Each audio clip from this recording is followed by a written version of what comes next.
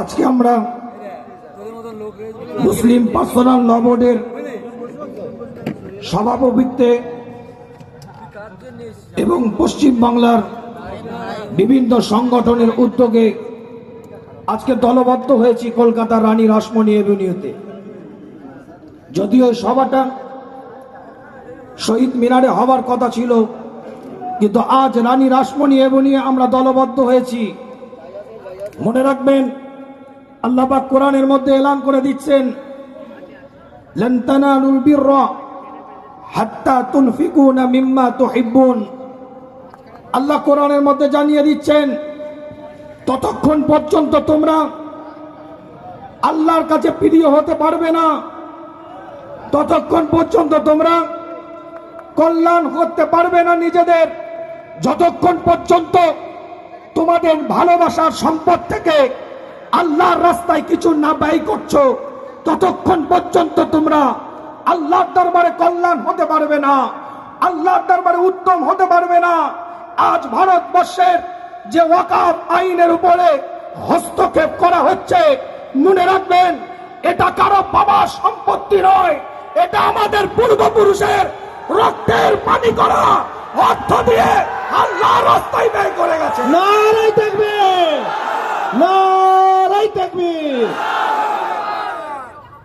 আল্লাহ নবী আল্লাহ রসুলের যুগে একজন সাহাবা এসে সরকারে কায়নাতের দরবারে, মদিনাতুল আলের দরবারে, ইমামুল মুরসালিনের দরবারে এসে বলছে, হুজুর আমার 7টা বাগান আছে, 600 খেজুরের গাছ আছে। আল্লাহ নবী আল্লাহ রসুলের দিকে তাকিয়ে বলছে, হুজুর কি করব? হুজুর বললেন, তুমি আল্লাহর রাস্তায় দান করে দাও। ওমর ইবনুল খাত্তাব রাদিয়াল্লাহু তাআলা আনহু তিনি হুজুরের দরবারে এসে, সরকারে কায়নাতের দরবারে এসে, মদিনাতুল আলের দরবারে এসে বলছে, হুজুর আমি খাইবারের বুকে একটা সম্পদ পেয়েছি, সেই সম্পদটা কি করব? বর্তমানে যেটা সৌদি আরবের মধ্যে অবস্থিত খাইবার, এই খাইবারের বুকে একটা সম্পদ পেয়েছি, ওটা কি করব? আল্লাহ নবী আল্লাহ রসুল বললেন, তুমি আল্লাহর রাস্তায় দান করে দাও। ওয়াকফ এটা আজ থেকে নয়, আল্লাহর রাস্তায় কোন জিনিসকে পার্মানেন্ট ভাবে ব্যয় করার নাম ওয়াকফে লিল্লাহ। আজকে আমাদের পূর্বপুরুষ আমাদের এই সম্পদগুলোকে দিয়ে গিয়েছিলেন মসজিদের জন্য, মাদ্রাসার জন্য, মক্তবের জন্য, আপনার কিছু জনহিত কাজ করার জন্য। একটা হচ্ছে রিলিজিয়াস পারপাস, আর একটা হচ্ছে সোশ্যাল কাজ। এই দুটো কাজে এই সম্পদের আয়টা ব্যয় হবে। এতদিন আমরা লড়াই করেছি, আজকে জানিয়ে দিতে চাই, রানী রাসমণি এভিনিউ থেকে এতদিন আমরা লড়াই করেছিলাম এনআরসির বিরুদ্ধে, লড়াই করেছিলাম এনপিআর এর বিরুদ্ধে, লড়াই করেছিলাম সিএএ বিলের বিরুদ্ধে। মনে রাখবেন, ওটা আমাদের নাগরিকত্বের অস্তিত্বের লড়াই ছিল, ওটা আমাদের নাগরিকত্বের অস্তিত্বের লড়াই ছিল। কিন্তু এই ওয়াকফ বিল, এটা আমাদের ঈমানের অস্তিত্বের লড়াই। আল্লাহু আকবার। এই ঈমানের অস্তিত্বের লড়াইয়ে আমাদের আগে আসতে হবে। মনে রাখবেন, ছোট্ট করে কথাটা বলি, বিস্তারিত ব্যাখ্যায় আপনাদেরকে বক্তব্য দিয়ে আমি কষ্ট দেব না। বিভিন্ন জায়গা থেকে মানুষ এসেছেন আপনারা। ভারতবর্ষ 1913 খ্রিস্টাব্দে স্বাধীনতার পূর্বে ওয়াকফের উপরে ব্রিটিশ পিরিয়ডে একটা বিল আনা হয়। পরবর্তীতে 1923 সালে সেটাকে সংশোধন করা হয়। জাস্টিস আমির আলীর নেতৃত্বে 1936 সালে সেটাকে আইন স্বীকৃতি দেওয়া হয়। স্বাধীনতার পরে 1954 খ্রিস্টাব্দে নতুন করে আবার ওয়াকফের সংশোধনীয় বিল নিয়ে আসা হয়, এবং শেষবার 1995 সালে শেষ আপনার সংশোধন করে ওয়াকফ বিল আনা হয়।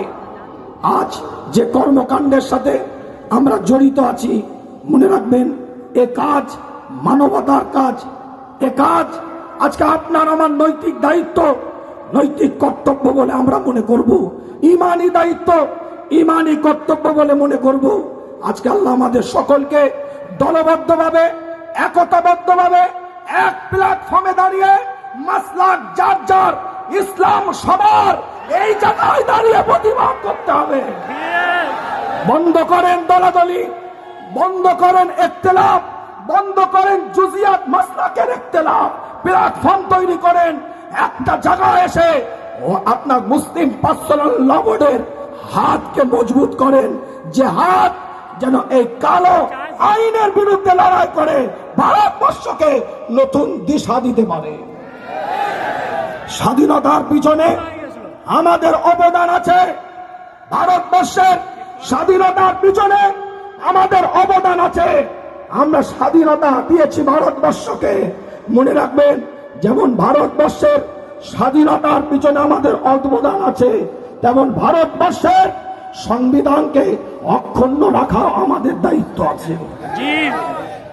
শেষ কথা বলে দিয়ে যায়, যেমন অকাপ সংশোধনীয় বিলের বিরুদ্ধে আমাদের কথা বলতে হবে, ঠিক তেমন ভাবে রাজ্যের বুকে যে সমস্ত অকাপ সম্পত্তি ব্যাড ইউটিলাইজ হচ্ছে, খারাপ ভাবে ব্যবহার হচ্ছে, যে পারপাসে ব্যবহার করা দরকার সেই পারপাসে ব্যবহার না হয়ে হস্তক্ষেপ করে ক্ষমতার পাওয়ার দেখিয়ে নোংরামি করছে, তাদেরও আমাদের বিরোধিতা করতে হবে। রাজি আছে? রাজি আছে? তকবীরের ধ্বনি দেন, নারায়ে তাকবীর, নারায়ে তাকবীর। আল্লাহ আমাদের সকলকে কবুল করেন। মঞ্চে উপস্থিত জামিয়াতে উলামা বাংলার বর্তমান সভাপতি আমার পীর আল্লামা মুফতি ইমরান উদ্দিন সিদ্দিকী ভাইজান আছেন, আমার কামরুজ্জামান ভাইয়ের দায়িত্ব নির্দেশনায় সুন্দর এই প্রোগ্রাম হয়েছে, বিভিন্ন সংগঠনে সহযোগিতায় হয়েছে। সকলে দলবদ্ধভাবে যখনই ডাক দিবে এক প্ল্যাটফর্মে দাঁড়িয়ে আসার চেষ্টা করেন। ও আখির দাওয়ানা আনিল হামদুলিল্লাহি রাব্বিল আলামিন। নারায়ে তাকবীর। ইতিমধ্যেই মঞ্চে আমরা পেয়েছি অল ইন্ডিয়া মুসলিম পার্সোনাল ল বোর্ডের